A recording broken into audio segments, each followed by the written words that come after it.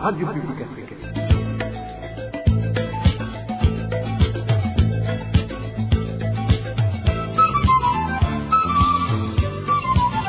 Radio Publique Africaine.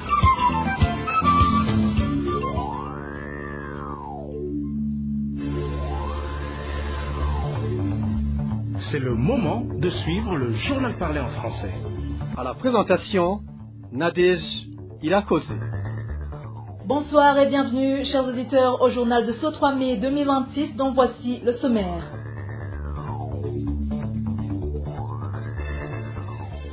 Le 3 mai est la journée mondiale dédiée à la liberté de la presse. Selon Reporters sans frontières, le Burundi continue de faire face à de nombreux défis liés à la liberté d'informer ainsi qu'à la sécurité des journalistes.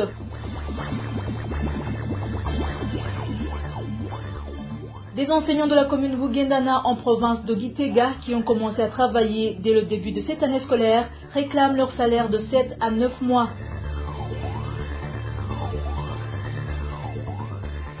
En page sport, l'équipe égyptienne Al-Ahli a remporté le championnat d'Afrique de volleyball des clubs champions qui se déroulait au Rwanda. Le Kinzo du Burundi a terminé 20e. Tout de suite, le développement du journal.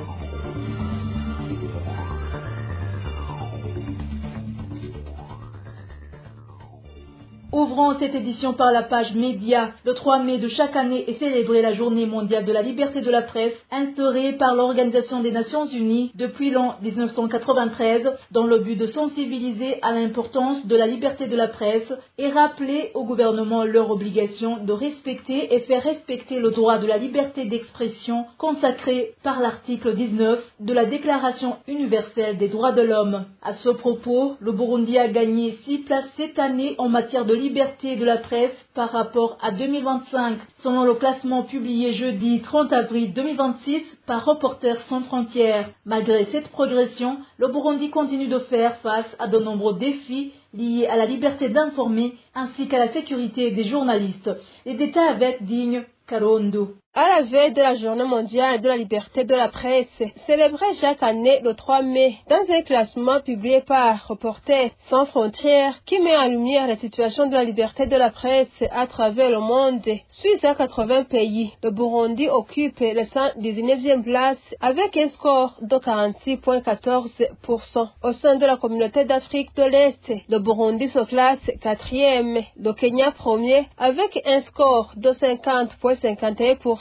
La Tanzanie deuxième avec 46,22% et le Soudan du Sud troisième avec 46,16%. Il devance toutefois la Somalie avec 43,84%, la République démocratique du Congo 42,16%, l'Ouganda 41,98% et le Rwanda huitième de la région avec 39,58%. Comparé à l'année précédente, le Burundi enregistre une légère progression, passant de la 125e place avec 5,44% à la 119e position cette année. Malgré cette légère progression, le Burundi reste confronté à plusieurs défis liés à l'indépendance des médias et à la sécurité des journalistes. RSF évoque notamment des pressions politiques, des poursuites judiciaires contre certains professionnels des médias. Toutefois, l'organisation note également des avancées positives, en particulier la libération de certains journalistes détenus ainsi que la réouverture de certaines radios qui avaient été suspendues lors de la crise de 2015 marquée par les manifestations contre le troisième mandat du président Pierre Nkurunziza. En dépit de ces progrès, plusieurs professionnels de médias évoquent qu'il reste difficile d'exercer le journalisme en toute indépendance. Ils dénoncent encore un environnement marqué par l'autocensure, des intimidations persistantes et des contraintes économiques qui fragilisent les médias privés. Merci Ding Karondo. Et en page droits de l'homme, l'organisation Ensemble pour le soutien des défenseurs des droits humains et SDDH en sigle se dit préoccupée par le nombre excessif de détenus observés dans les prisons selon son rapport de l'année 2025. Cette déclaration a été faite par Félicien Ilimbele, chargé de la communication au sein de cette organisation. Selon lui, cette situation est notamment due à la lenteur du système judiciaire ainsi qu'au fait que certains dossiers restent sans traitement. Je vous propose de l'écouter. Le rapport annuel 2025 produit par ESDDH sur la situation carcérale. On assiste à un taux d'occupation des prisons a triplé par rapport à leur capacité d'accueil, soit un taux presque de 300%. Cette situation ne date pas d'hier, mais la dégradation s'observe au jour le jour. Et c'est le résultat d'un système judiciaire et surtout instrumentalisé à la solde du pouvoir. Cela est justifié par des détentions sans titre régulier de détention, notamment ceux ayant purgé leur peine et les acquittés, notamment le cas de Posien Baritonda, Prime Nyongabo, du colonel de Chimax Dieudonné, alias Gangi, le cas aussi de Anissé Ndaïsawa et consorts qui ont purgé leur peine et il y a presque unanime corpus encore dans les prisons. La deuxième justification est centrée sur la justice lente, les procès et reportés faute de moyens de transport. Alors, ESDDH fait preuve de préoccupation majeure pour les détenus malades. On assiste à une politique de 2 poids, 2 mesures. Et des fois s'interroge pourquoi certains détenus sont libérés provisoirement pour des raisons de santé, alors que d'autres, souffrant de mêmes maladies chroniques,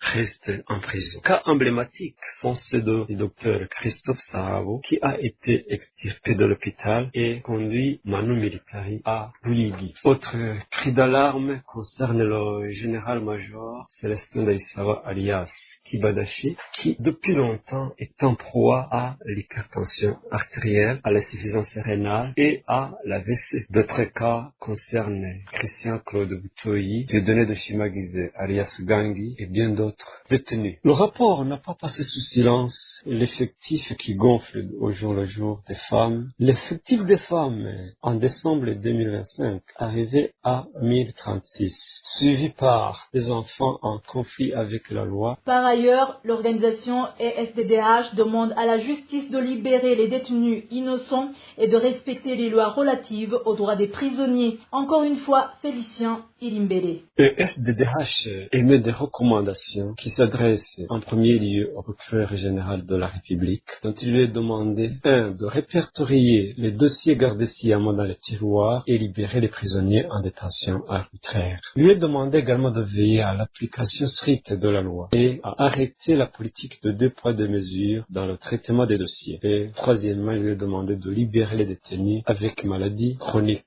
sans distinction. À la DGAP, il lui est demandé de démanteler des équipes techniques en charge de la sécurité à l'intérieur des prisons et confier cette mission uniquement aux hommes en uniforme conformément à la loi. ESDDH demande essentiellement à Enabel, qui a fait preuve de soutien aux détenus, d'appuyer davantage le gouvernement à équiper les prisons en matelas, en tente d'eau, comme il a fait preuve dans les prisons du Nord, Ngozi et Muyinga.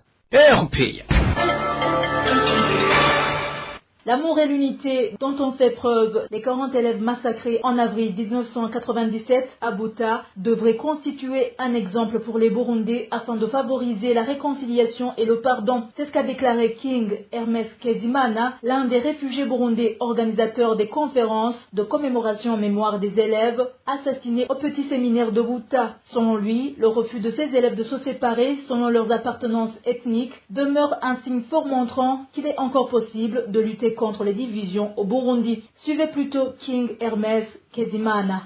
Aujourd'hui, nous commémorons le 29e anniversaire de l'assassinat des séminaristes.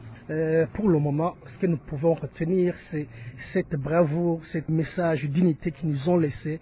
Même s'ils sont morts, ils se sont immortalisés par leur acte de refuser. Ils ont dit de se séparer, mais ils ont dit unissons-nous dans la fraternité. Nous ne sommes ni Hutus ni Tutsis, nous sommes Burundais et ils ont accepté de mourir pour ça. Aujourd'hui, comme Burundais, avec la situation qui prévaut actuellement au Burundi, nous avons l'espoir à travers ces enfants, à travers ces martyrs, que la réconciliation est possible. L'exemple du leadership qui a caractérisé les enseignants, les autorités, le recteur de Buta à l'époque des massacres, parce que au lieu de suivre l'exemple des autres directeurs, des autres autorités, des autres écoles qui ont trempé dans la division, même dans les tueries avant 87, même après, lui, il a dit non, il y a moyen d'enseigner les enfants l'unité, la fraternité, et ça a porté des fruits 5 années plus tard. Donc, ces enfants qui sont morts, pour nous, C'est vrai, nous avons perdu 40 personnes quand ces séminaristes sont morts, mais ils nous ont laissé, ils ont légué un héritage trop fort de l'unité, de la fraternité, de l'amour. À présent, page éducation. Des enseignants de la commune Bugendana en province de Gitega qui ont commencé à travailler dès le début de cette année scolaire déclarent qu'ils cumulent entre 7 et 9 mois de service sans avoir perçu leur salaire. Ces enseignants expliquent que cette situation rend leur survie quotidienne très difficile faute d'autres sources de revenus. Ils demandent au gouvernement de se pencher sur leur cas. Le point avec Elvis Nyomongere. Ces enseignants recrutés au début de cette année scolaire, c'était depuis le mois de septembre et d'autres depuis novembre, affirment que jusqu'à ce jour, ils n'ont toujours pas perçu les salaires. Ils expliquent que cette situation est compréhensible étant donné qu'ils sont censés être rémunérés en fonction des mois déjà précités. Un de ces enseignants témoigne. Nous ne comprenons pas comment il est possible de passer 9 mois pour les uns et 7 mois pour les autres sans percevoir le salaire correspondant au travail déjà effectué, d'autant plus que nous savons qu'il n'y a aucun avantage supplémentaire que nous allons tirer puisque ce qu'on appelait autrefois le cumulé n'existe plus aujourd'hui. Désormais, les salaires sont censés être calculés uniquement en fonction du travail réellement accompli. Les enseignants indiquent que ce travail les prend beaucoup de temps et qu'ils n'ont pas d'autres sources de revenus pour soutenir les besoins. Ils ajoutent que l'État est au courant de la situation et devrait donc agir pour y remédier. Nous demandons au gouvernement de ne pas ignorer cette situation car il sait très bien qu'un enseignant n'a pas le temps d'exercer une autre activité. Il est connu que le travail d'un enseignant commence avant d'aller à l'école, se poursuit pendant les heures de classe et continue même après avec la correction des copies et la préparation des leçons du lendemain. Il précise également que la majorité d'entre eux vit dans des maisons louées et qu'à tout moment, les propriétaires peuvent les expulser faute de paiement des loyers.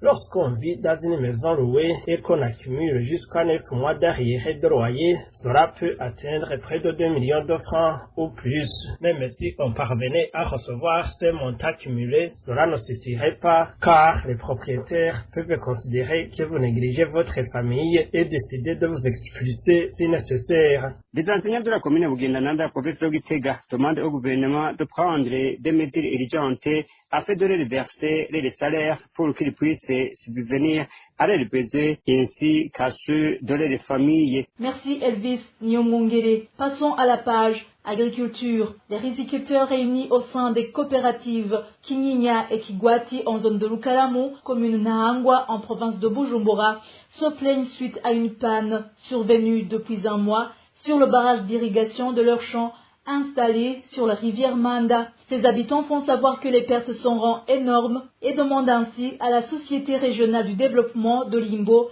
SRDI en sigle, de s'activer sans délai. Emmanuel Yungeko nous parle de la situation.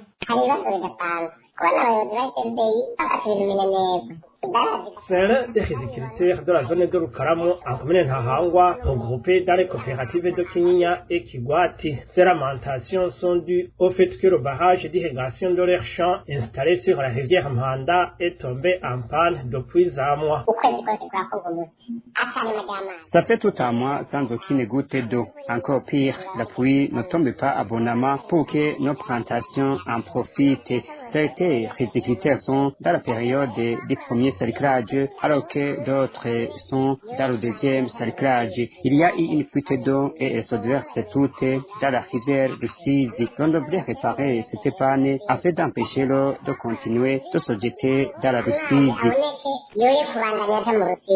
Ces habitants font savoir que les pertes seront énormes et demandent ainsi à la Société régionale du développement de Limbo et CRDI en sigle de réagir le plus tôt possible. En chaque mesure, 50 mètres sur 60 est loué pour 3 millions de francs. Au stade de la moisson, la SRDI nous oblige de payer les consommations d'eau, le coût des semences et des produits relatifs. En principe, le prix du riz diminué pendant la récolte, mais la situation sera catastrophique et la faim va frapper les gens. Nous demandons à la direction de la SRDI de se ressaisir et de fournir tous les efforts pour la réparation de ce barrage.